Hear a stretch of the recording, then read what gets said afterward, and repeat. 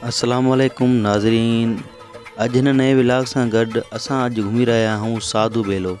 ही प्रोग्राम असांजी संगत उस्ताद साहिबान जेके बि हुआ असां सां गॾिजी करे ही प्रोग्राम अरेंज कयोसीं ऐं रवानगी कईसीं साधू बेले जे लाइ, सखर जे लाइ रवाना थियासीं, जंहिंमें असांजो उस्ताद संदीप, सर असगर ऐं सर अब्दुर्रहमान, सर गुल ऐं ॿिया बि दोस्त ज़ुबैर खोसो साहब ऐं ॿियो डॉक्टर साहब बि हुयो। उन्हनि सां गॾिजी करे कार ते रवाना थियासीं साधू बेलो। साधू बेलो 9 एकड़नि ते मुश्तमिल आहे, जंहिंमें 8 मंदर आहिनि। बाबा बनखंडी महाराज हिन खे हिते वसायो ऐं नेपाल खां उहो हुया पाण, ऐं ॿियो जनम हिकिड़ो क्षत्र भारत मां हुयो।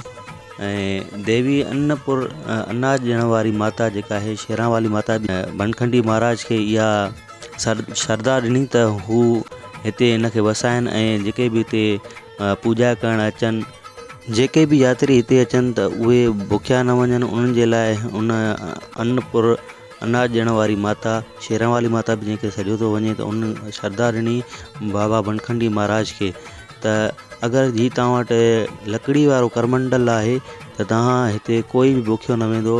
हिते कोई बि अगरि अचे थो यात्री पूॼा करणु त उनखे भोजन ॾिनो वेंदो।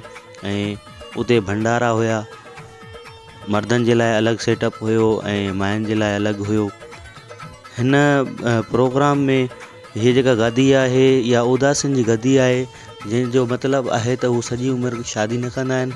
इहे कुझु ख़ासि हूंदा आहिनि, साधू बाबा हूंदा आहिनि जेके माना शादी उमिरि लाइ न कंदा आहिनि, दुनिया में रही हे दुनिया खां अलॻि पाण खे सम्झंदा आहिनि। हिन बेले में 20 घाट आहिनि, गंगा घाट खां वठी दुख भजनी घाट ताईं। हिते माण्हू यात्री अची करे सनानु कंदा आहिनि पंहिंजा गुनाह बख़्शिराइण जे लाइ। हिन मंदर में बाबा बनखंडी महाराज जो मूर्ति बि आहे ऐं शेरां वाली माता जी, काली माता जी ऐं शिव जो मंदरु आहे ऐं कन्हैया जी तस्वीर आहिनि ऐं मूर्तियूं आहिनि। हिते यात्री ॿाहिरि मुल्क खां बि ईंदा आहिनि, जेके हिते लुत्फ़ अंदोज़ थींदा आहिनि ऐं पंहिंजी पूॼा प्रार्थना कंदा आहिनि, दुआऊं घुरंदा आहिनि ऐं पंहिंजी इबादत कंदा आहिनि। हिंदू धर्म जो हिते वॾो इसरो रसूख़ हूंदो आहे। जून जे महीने में हिते मेलो लॻंदो आहे। हिन मेले में दुनिया खां परे परे खां माण्हू ईंदा आहिनि, जेके यात्री हिते पूॼा कंदा आहिनि ऐं प्रोग्राम अरेंज थींदा आहिनि। हिते सुठे नमूने सां स्टॉल लॻाया वेंदा आहिनि।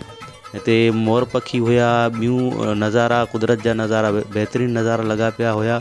ऐं हिते जेके आर्किटेक्चर जो कमु थियल हो बहितरीनु थियल हो, पथर जो कमु थियल आहे, सुठे अच्छे पथर जो कमु थियल आहे। जेके हिन में जॻहियूं ठहियल आहिनि, बहितरीनु नमूने सां हिननि जो अक्कासी कई वई आहे।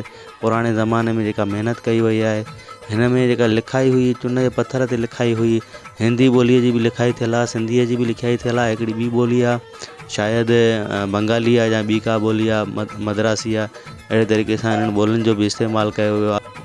ॾिठो वञे त सिंध समूरी सोन आहे, पर जंहिं टाइम असां साधू बेले में अंदरि दाख़िल थियासीं, इन ॿेट में ॾिठोसीं त ख़ूबसूरत नज़ारा जेके कुदरत जा हुया ॾिसण वटा हुया। ऐं हीअ जेका सखर वारी पुल जेका नज़र थी अचे, बहितरीनु मज़ो पई ॾिए ऐं दिलि खे पुर असरार वणंदड़ इहे नज़ारा हुया।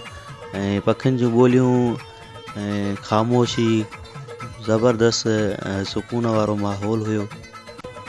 अगरि तव्हां बि सिंध जा आहियो, कॾहिं तव्हां सखर साधू बेले घुमियो आहे त ॿुधाइजो, कमेंट में लाज़मी ॿुधाइजो। ऐं तव्हां पंहिंजो आइडिया शेयर कजो, कुझु किथे कोताही थी वई हुजे, कुझु ॻाल्हियूं मिस थी वियूं हुजनि या कुझु ॻाल्हि ग़लति लॻी हुजे जेका हिन जे हिसाब सां मुंहिंजी नॉलेज में न हुई, त माज़रत ख़्वाह आहियां। छाजे लाइ हीअ दीवान कबीले सां हिन जो तालुक़ु आहे, जंहिंजे करे असांखे एतिरी इंफॉर्मेशन न हूंदी आहे। पोइ बि नेट जे रिसोर्सिस सां जेतिरी मालूमात मिली या उते वियासीं, उते जेका मालूमात मिली उहा तव्हां दोस्तनि सां शेयर कई आहे। उमीद त हीअ असांजो व्लॉग तव्हांखे वणियो हूंदो। तॾहिं त अहमद मुग़ल इहो गानो चयो आहे त जीअं मुंहिंजी सिंध मां त घुरियां पंहिंजी जिंद पंहिंजे अबाणे वतन तां, अबाणे वतन तां, सिंध जे चमन तां। ऐं इन में साधू बेले जो बि ज़िक्र कयो अथई, ॾिसो सिंधूअ जा नज़ारा, साधू बेले मनोड़े वारा। अहिड़े तरीक़े सां इन खे इलाही शयुनि में ॻायो वियो आहे साधू बेले खे। ऐं बाक़ाइदगी सां इन्हनि शयुनि जो मज़ो आहे, लुत्फ़ अंदोज़ माण्हू थिए थो जॾहिं अहिड़ियुनि शयुनि खे ॾिसे थो ऐं अलाह जी कुदरत जो नज़ारो करे थो। कीअं विसारियां सिंध जा नज़ारा, साध बेल मनोड़े वारा।